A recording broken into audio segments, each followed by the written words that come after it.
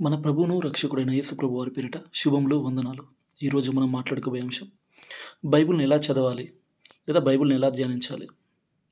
సాధారణంగా మనం చేసే తప్పేంటంటే, ఒకేసారి ఒక బుక్ మొత్తం కంప్లీట్ చేసుకోవడం, లేదా ఒకేసారి ఒక 10 చాప్టర్స్ లేదా 4 చాప్టర్స్ లేదా 3 చాప్టర్స్ టార్గెట్ పెట్టేసుకొని కంప్లీట్ చేసుకోవడం. అలా చేస్తూ ఉంటాం. దానివల్ల ఏంటంటే, పూర్తిగా కంప్లీట్‌గా అవగాహన వస్తుంది గానీ, లోతైన విషయాలు అర్థం చేసుకోవడానికి కుదరదు. సో, ఒకవేళ మనకు లోతుగా అర్థం చేసుకోవాలని, కంప్లీట్‌గా అవగాహన రావాలని ఆశపడితే, వారికి ఇది ఉపయోగపడుతుంది.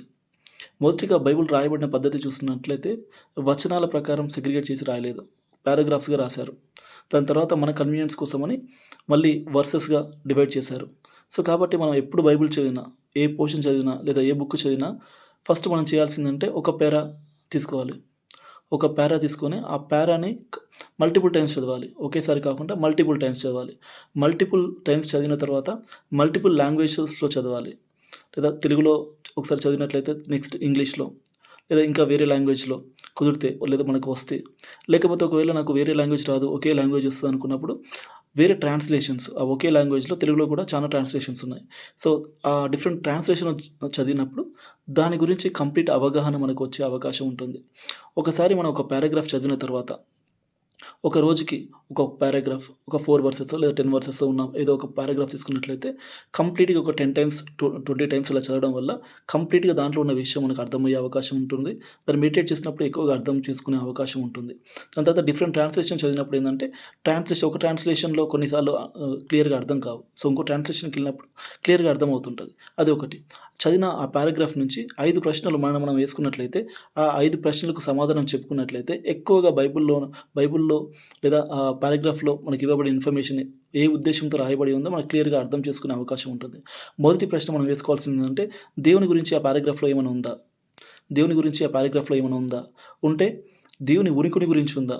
అంటే ఆయన గురించి ఉందా? ఆయన స్థాయి, స్థితి గురించి ఉందా? ఆయన ఉనికి గురించి ఉందా? లేదా దేవుడు మనకు చేసిన విషయాల గురించి ఉందా? దేవుడు మన కోసం ఏదైతే చేశాడో ఆ కార్యాల గురించి ఉందా? ఒకవేళ దేవుని ఉనికిని గురించి రాయబడి రాయబడినట్లయితే దాన్ని బట్టి మనం దేవుని ఆరాధించొచ్చు. దేవుడు మన కోసం చేసిన దానిని బట్టి రాయబడిందంటే దాన్ని బట్టి మనం దేవుని స్తుతించొచ్చు. థాంక్స్ గివింగ్ చేయొచ్చు. First question. సెకండ్ క్వెషన్ ఏంటంటే మనుషుల గురించి రాయబడిందా? వె ఏ ఏ వ్యక్తుల గురించైనా రాయబడిందా? ఒకవేళ ఆ మనుషుల గురించి రాయబడినట్లయితే మంచి క్యారెక్టర్స్ ఉన్న వ్యక్తుల గురించా? లేదా తప్పు చేసిన వ్యక్తి గురించి మాట్లాడిందా? లేదా మేలు చేసిన వ్యక్తి గురించి చెప్పడం జరిగిందా? ఆ విషయం మనం చూసినట్లయితే ఒక మంచి ఎగ్జాంపుల్‌గా ఉన్న వ్యక్తి గురించి చెప్పినట్లయితే ఆ ఎగ్జాంపుల్‌ని మనం ఆప్ చేసుకోవడం. ఒక చెడ్డ వ్యక్తి గురించి చెప్పబడినట్లయితే అలా ఉండకుండా జాగ్రత్త పడడం మనం నేర్చుకోవచ్చు. థర్డ్ విషయంకొచ్చినట్లయితే పాపం గురించి రాయబడిందా? ఒకవేళ పాపం గురించి రాయబడితే ఒకవేళ మనం ఆ పాపంలో ఉన్నట్లయితే ఆ పాపంను ఒప్పుకొని దూరంగా వెళ్ళాలి. లేదు ఆ పాపం గురించి ఆహ్, ఆహ్, రాసిన దాన్ని మనం జాగ్రత్తగుండాలి. ఆ పాపం జోలికి రాకుండా జాగ్రత్త పడాలి. మూడోదిగా పాపం గురించి. నాలుగోదిగా చూసినట్లయితే, నాలుగోది దేని గురించి రాశారు అని చూసినట్లయితే, ఆజ్ఞల గురించి రాశారా లేదా అని మనం క్వెషన్ చేసుకోవాలి. ఆజ్ఞల గురించి రాసినట్లయితే ఖచ్చితంగా దాన్ని తూచా తప్పకుండా పాటించడానికి మనం ప్రయత్నం చేయాలి. ఐదవదిగా బ్లెస్సింగ్స్ గురించి రాశారా? ఆశీర్వాదం గురించి ఏమైనా రాశారా ఆ పారాలో? ఆశీర్వాదం గురించి రాసిన ప్రతిసారి దానికొక కండిషన్ ఉంటుంది. ఆ కండిషన్‌ని ఫుల్‌ఫిల్ చేస్తేనే కండిషన్‌ని సాటిస్ఫై చేస్తేనే ఆశీర్వాదం మనకొస్తుంది. సో, కాబట్టి ఆ ఆశీర్వాదానికి ముందున్న కండిషన్ ఏంటి? ఆ కండిషన్‌ని ఫుల్‌ఫిల్ చేసుకుంటూ ఆ ఆశీర్వాదాలను మన జీవితంలో పొందుకోవడానికి మనం సిద్ధపడాలి.